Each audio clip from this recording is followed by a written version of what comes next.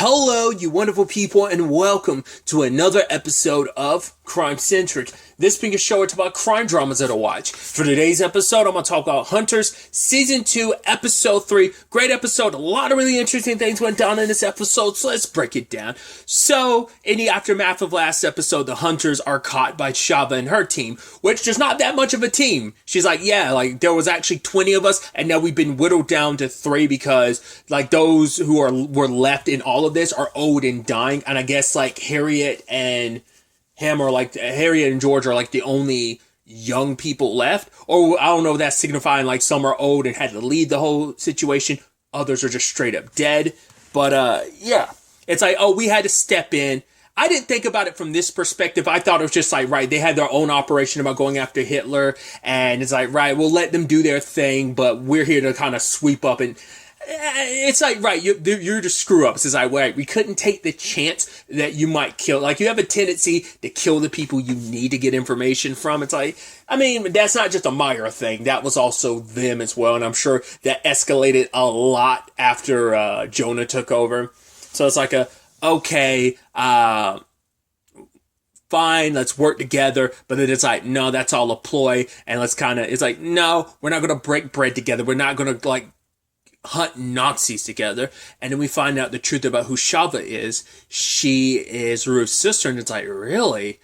I wasn't expecting. I was like, I don't think you're going to end up being her mom. I'm pretty sure Ruth was very certain about his mom being dead, but it's that's his great auntie. And it's a situation of, what about this? It's understandably he would ask a whole bunch of questions because it's you literally just went through everything with Meyer, but it is a little bit different because there's only so much Meyer would know about, there's only so much people would know about Ruth. There's not enough to be in a situation to know all these little things about her personality, the fact that she likes thunderstorms and stuff like that. So Shava kind of passed the smell test for now, at the very least, it seems like it.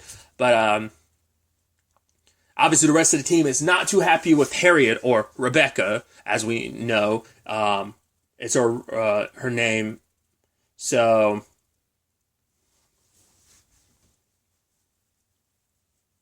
but it's a thing of they learned from the guy they captured last episode. They found out about the Crow, who is basically one of Hitler's go-to assassins.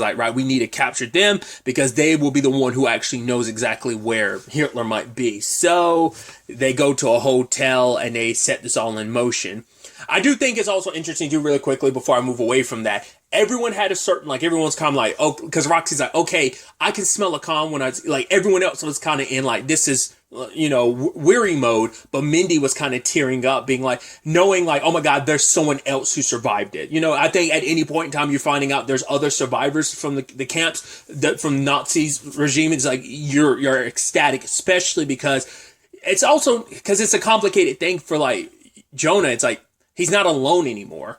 With his Safa gone, that was the last tie to family he had. And he thought he had family and Meyer being his grandfather, but it's you're not even Meyer. You're Wilhelm Zux. So it's she's the only family he has left, which is extra reason why she's that's why we have to work together, because you being the family, that's more than enough reason in its own right, despite you guys being the screw-ups that you are. So let's orchestrate this plan. The team kind of breaks up into different parts doing their thing. Lonnie's hanging out with George, which we learn George is a magician. It's actually really heartbreaking to know he learned his magician skills from his his father, because his father used his magician act to get Jews out of the Nazi situation, but eventually they caught on, hung his dad, and shot his mom, which she was worried that something would happen because of it, And I think for Lonnie, that's an interesting and complicated conversation they were having, because it's it sounds like your father's a good person. Lonnie, as we learned last season, has very deep-seated issues with his father.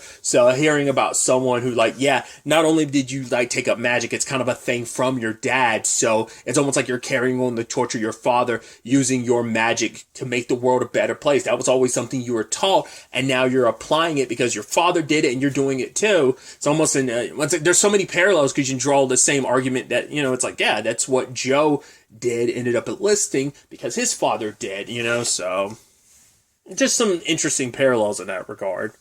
But poor Lonnie's kind of a mess. I think after everything that went down, he's just, I think a multitude of things of like, right, he had the mission and everything that kind of kept him going. Spain happened, and I think that maybe that's why him and Roxy kind of went their separate ways. It wasn't just because they fell apart. The entire team fell apart because of what went down in Spain. So I wonder, does Mindy know? She was out of the loop of all that stuff, but they might have filled her in, or maybe she's still in the dark about all that. But speaking of Roxy, it's interesting when her and Harriet end up talking. It's like, for her, it's like, I can fight at you about everything. It's like, right, because she's asking like, oh, like, I heard one of your paintings is, one of like her forgeries is in a place, and it's like, oh, how's your daughter doing? It's like, no, don't even go there. She loves you because you would read her bedtime stories. I tell you, I opened up so much to you about Lonnie, about Joe, about me, my sister. I opened up to you. And you were lying to me the entire time. It's like, that I can look past, but the biggest thing I can't look past, you knew Ruth's baby sister was still alive, and you never said a thing to her. And for Harriet, it's like, it wasn't my truth to tell. It's like, truth kind of has no master. It's like, it was there. You should have told her. And that's the sad thing. Ruth died. I mean, for one, to our knowledge, never knowing the truth about Meyer, and also that her sister was alive this entire time. That's gut-wrenching. And I think that's also what kind of irks Jonah's about that too. It's like, right, Mustafa, she worked so hard for us, for me, to try and make the best for me, to take care of me, to protect me, to do the best for me, to make sure I was loved. And she missed you, and she loved you. You were the only other, right. She had forgotten so much over time about her mom and her dad. Like, it was only, she had that whole conversation with Meyer or Wilhelm last season about, hey, it's just the only small things you can remember about your parents. All that was kind of gone for her, and you were still out there in the world, and you never reached out to her. And obviously for her justification, it was, hey, I didn't reach out to her because, yes, she might have loved me, she might have mourned me, but she didn't need me. She had you. You were her blessing. It's like, I think Shava has a lot more. There's got to be more to that. Like, there had to be other reasons why. Like, maybe Shava was just scared after all this time. It's like, maybe, it wasn't, it's not even just a recent thing. Like, after you found out your niece had died, like, why didn't you reach out, Like, you went through all of this alone. Maybe it's because she was so focused on this mission that this mission became hers long before it was Ruth's. So maybe that's why she thought, like, I'm going to stay away. And the sad thing is, Ruth still found her way to it. It's like, this calling, the hunt, it called to your sister, it called to your great nephew, and you weren't even in their lives to drag that up. And it's like, maybe if you were in their lives, maybe you could have protected with this whole Meyer thing. Who knows? And that's also the thing too, like, I would assume because Harriet knew. So, Harriet knew in the regards of she found out from Jonah and them, so I'm not going to put all that on her, but it's like, I'm sure just as Jonah's kind of confused about a lot of stuff, she's got complicated feelings about it, but we won't know because she's very good at kind of putting up a poker face, but the mask kind of slips a little bit after that conversation with Jonah. I thought it was interesting, they kind of placed their bets about, hey, who's going to end up actually being the wolf, which we know, like, Jonah has a really good head on his shoulder, and it seems like, well, to some extent. But we know he's really smart, but they're both looking around, eliminating targets of like, oh, this person can't be, I was like, oh, that guy, yeah, to be an assassin, obviously you need, be pretty athletic enough. That's like, yeah, this person most likely isn't the wolf because they have asthma, so. And kind of going around the room. I thought it was interesting too, because we never saw the actual bet go down of like, oh, it's this. We kept seeing like who it wasn't, not who it was. So I thought that was interesting. And the end result being, hey, it ended up being the old lady, not an old lady, but a lady that they like disqualified early on. And it turns out she's the crow. But they both figured it out because it's like, oh, and when he came back to the table, she's like, oh, so is the crow dead? Is she dead? And it's like, yeah, she's dead. She was holding onto her purse a little too tight the entire dinner. It's like, why would you do that? Unless you had something you had to keep very, very protected there. And it's like, yeah, they both figured it out, but neither one, he's like, oh, when I limited her, why didn't you correct me? She's like, just the same reason why. I was testing you just like you were testing me. So And so also she's like, you need to stop killing Nazis without me. So, which we found out her first time killing a Nazi was at 16. What was it? The story was that she was a Jewish person was told to kill her, but he turned the blade against himself, and that was enough to spark a revolt amongst them to fight back, and she managed to escape, went all the way back home. A German couple was living there, specifically a Nazi and his wife are living there, and it's like, that's enough to make you snap, because it's like, right, we saw, like, she was, like, obviously, last time Ruth saw her sister, it was over their dead parents' bodies. First their mom's body, and then their dad getting shot in front of them. I mean, who knows if... I think their mom was already dead by the time Ruth came over, but who knows if Chavez saw, like, the mom die as well. But it's like, yeah, you come home and it's like, these people have infiltrated your home. Like, this is your house. This is your sanctuary. And for them to take it after they took it so much from you, your sister, your mom, she probably at the time, she didn't even know if Ruth was still alive. She eventually found out, sure, but she ended up murdering that couple. And it's like, yeah, that was the first time she did that at 16. So, other elements to this, situation is Lonnie and George going after the guy who took the briefcase, which, like, the fact is Lonnie was, like, super short of breath, and he keeps kind of taking bumps. You're like, that's not good. He's acting super hyper, and it's just like, he needs to kind of keep it together, but he's kind of falling apart, especially because they're talking about Roxy, and I think that just, it's an open wound that keeps getting infected more and more, just like, oh, it's kind of getting, like, more salt is kind of getting rubbed into it. So luckily neither him nor George ended up dying, but George had to kind of save him, and just Lonnie was just apologetic the entire time. Like, he kind of curled up. And it's interesting because Harriet, when they were finally in the room where to go after one of the Crow's, like, 3 bodyguards or whatever, obviously, just like, the point I was about to make was, it's just interesting the parallel between Lonnie and Harriet being like, oh, we gotta leave Mindy behind, because she, even in the elevator, she couldn't, I mean, I thought the point was to follow him back to his room, but she was about to pull out the gun. I guess the point was to, like, I mean, they also weren't supposed to be attracting too much attention, but it's like Harriet knows that Mindy doesn't have the spark in her anymore. So I think just after just losing Murray already, like, I think, I mean, the last person we know she definitely killed was, technically speaking, like, the Lonnie setting everything up to kind of go pop. And that building near the end of the last season, you can kind of put that on Minnie, but it's like, right, the last person she directly killed in this Nazi whole thing was the guy who killed their son, Aaron. So, and obviously after everything went down with Myers, she walked away from the job. So it's just like, right, she doesn't have that spark in her. It turned into a whole tussle, and they'd got bloody and got a lot of attention. So luckily they were able to get out of the building in time. But obviously it's like, this is all hitting Millie hard, because it's like, cool, because the squad still doesn't know what she did. They still don't know she killed someone, and now it's like, oh, she did it again. It was self-defense in this particular regard. I mean, you were kind of gunning for them regardless, but it's also like, man, it sucks, because, like, you can tell she's kind of, like, panicking from it, and then she touches her wrist and she's like, I don't have my bracelet anymore, and then she remembers it slipped off when she went to get the bullet, and even shows a scene of, like, right, either that's what actually happened, like, cops did actually find it, which is like, you know, now it's almost like oh my god, my life is over. Like, I left, you know, which is so interesting too, because Shava and Jonah had a whole conversation about cleaning a crime scene. That also ties into Myers' circumstances too. It's like, that was all well orchestrated how they, like, did that storyline wise. But Shava made the whole point of, like, right, I'm surprised I got away with killing them back when I was 16. It's like, yeah, you gotta be clean, like a very clean and proficient killer.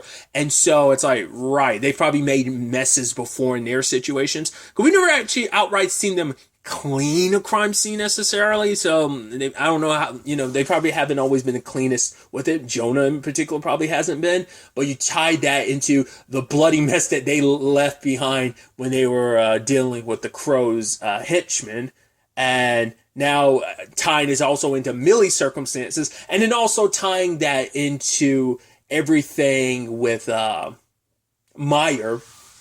where he ends up tracking down Frauenheim, and it's like, put your glasses on. It's like, yes, it's me. I remember you. Yo, this isn't Wilhelm Zooks that you're talking to. This is the man that, like, basically saying, like, kind of like, oh, basically, hey, I'm God's judgment coming for you. So, hey, take me to my file. And he's like, please leave me alive, and we could destroy your file. That'll be the end of it. But it's like, no. The moment you sent Fritz or Fitz after me, it was already decided how this was going to go down. Because also now, I also know I can't trust you. So what if my file is gone? I can't have you in my life. It'd be easy for you to disappear. And by disappear, I don't mean you leave. I'm like, no, I'm going to kill you. So he ended up taking all of Frauenheim's files. And I'm assuming that's where he finally got all the information on all the other Nazis. Because I guess maybe he didn't want to take the chance there might be other files on him, and like who knows how many of those other people might know about his circumstances. Because Frauenheim is like, oh, I'm the only one who knows. Because once again, he might not know that the surgeon, the one who gave him his new face and everything, who knew who he was, the one that Ruth ended up tracking down but never checking in with before she ended up dying. Like, he probably didn't know about that guy until Jonah brought him to him, so. Probably didn't realize that guy was stateside. Well, I don't know where and when he performed the surgery on Meyer, or at least he knew who, Wilhelm really was, Meyer and all that. But maybe that's how he got access to those files. Because, like I said, I thought he got them from Simon, but he didn't. But Simon did visit him in this episode, being like, the fact is, the moment you came looking for Frauenheim's file, some thug ends up stealing it, and now I just found out yesterday, he's dead. It's like, oh, he's dead, and he's playing coy. And he's like, did you do this? It's like, I might have to investigate you. And he's like, why would you investigate me if I did it? And not saying that I did, but if I did, so what? But for him, it's like, we have to go about this the right way. The fact of the matter is, when we're dealing with rats and cockroaches, we as Jews don't have the luxury of getting down in the muck with them. Because I think my interpretation is, people already have so much issues with us. They look at us in a certain way, and we have to be above and beyond reproach. Because we don't want to we're not going to put ourselves in a situation where that hatred that's already there for us, that people look down upon us as, we don't want that, like, fueling fire to something for us to kind of get labeled as, oh, we're this and that for people. That's how I'm interpreting it. Maybe that's not how it's meant to be interpreted.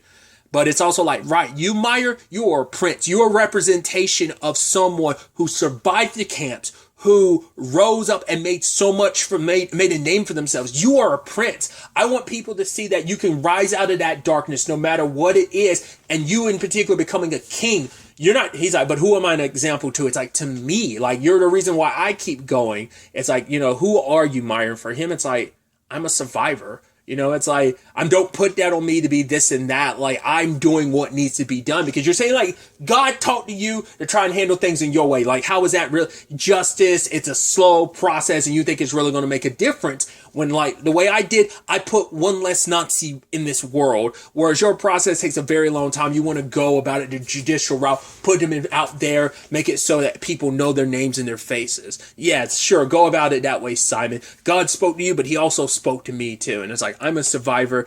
And so Simon's like, I better not find a single hair of yours connecting you to this crime, because you will be dealt with then, because like, you won't be above impunity, essentially.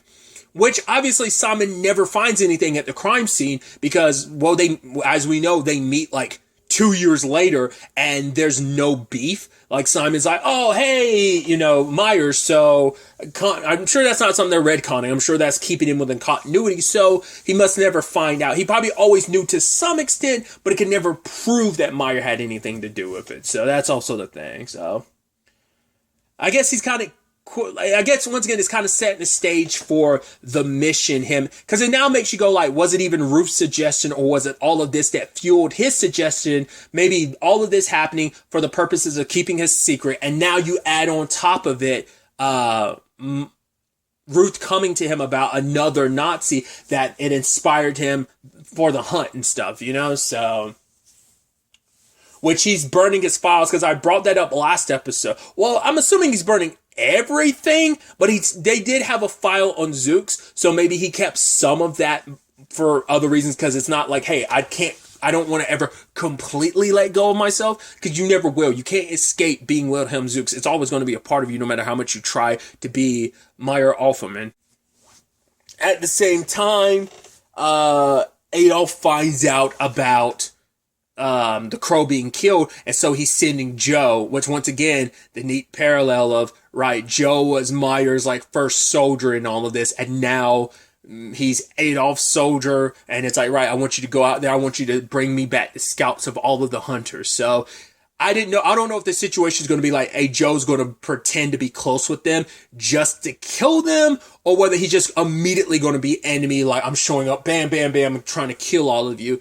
We'll see how they kind of present that when the time comes. But I mean, that might be extra reason why they got Joe too, because it's like, oh, like, we've been preparing you to be our ultimate weapon, our secret weapon to get amongst them and kill them from the inside. You know, they'll let their guard down and they won't see you coming, essentially, especially as, once again, they don't know anything happened to him these past 2 years. They thought he just left on his own accord. So it's going to make it easier to kind of slip in. So it might be a slow and steady situation. And it'll probably start with Roxy because, well, he cares for Roxy and Roxy likes him, but there's also going to be like the Lonnie situation that can complicate things, which would kind of suck if they set it up where it's like, okay, Lonnie ends up getting killed by Joe before they find out about Joe's circumstances. Which complications, speaking of, Clara shows up. It's like, cool. And she thinks, you know, Sam, her fiance, is a lying douchebag. And it's like, because I completely forgot to talk about that last episode when she saw the notepad and saw Millie's name. It's like, ooh, you think he's cheating on you. It's like, to be fair, it makes it a little easier when you're like, okay, I'm not, well, she might just be like, wait, you're leaving me, you're with an older woman. It's like, no, this is my aunt.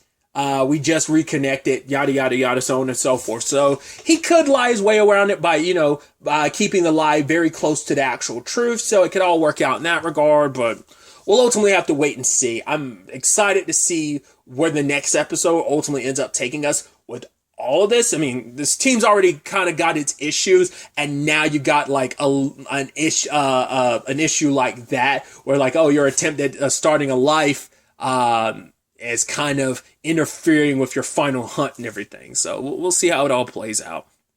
But really, that's all I'm going to talk about. So the next time we meet, be happy, be safe, live life to the fullest, and enjoy it. Good day and goodbye.